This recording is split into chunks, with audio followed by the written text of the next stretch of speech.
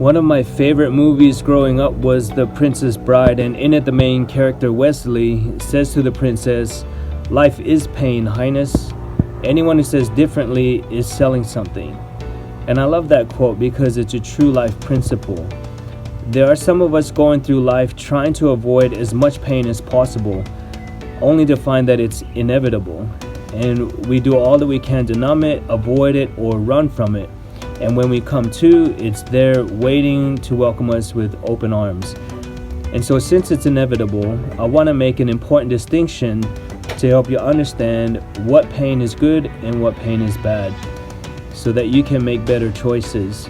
There are mainly two types of pain: the pain of discipline and the pain of comfort.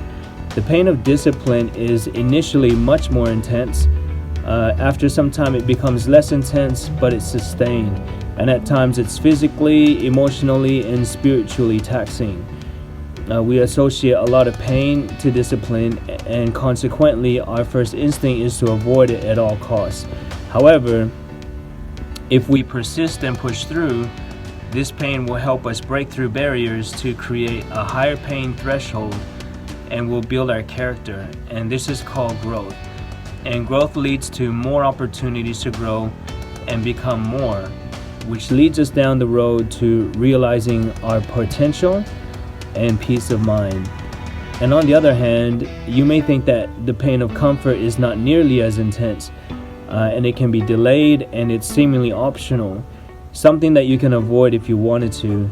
But here's the difference. Right now it's manageable, and because it is, you often choose this route because you believe it's less painful. For example, you would rather stay in a job that you hate just because it pays the bills, instead of leaving to find something you love and being out of your comfort zone. You spend your whole careers doing just enough not to get fired. The problem is that this belief is misleading, and you're selling yourself a lie. What's detrimental is that in the long run, the pain will become much more intense than the pain of being disciplined. And I'm not talking about just physical pain, but the emotional pain. The pain that comes from the realization that you've wasted your life. And for example, if you have an addiction to a substance, it could be the physical pain of sickness coupled with the emotional pain of being restricted to a lesser quality of life. It could be the pain of a lost relationship, the pain of mediocrity, the pain and anxiety of despair from the belief that you will never overcome your addictions, the pain of would've, could've, should've, the pain of regret. But all this pain may not compare to the pain that you would cause others who love you dearly, your family and friends, your loved ones. And this is so important to understand. Pain is part of life, so don't run from it, but embrace it. Choosing the harder but better pain is choosing life.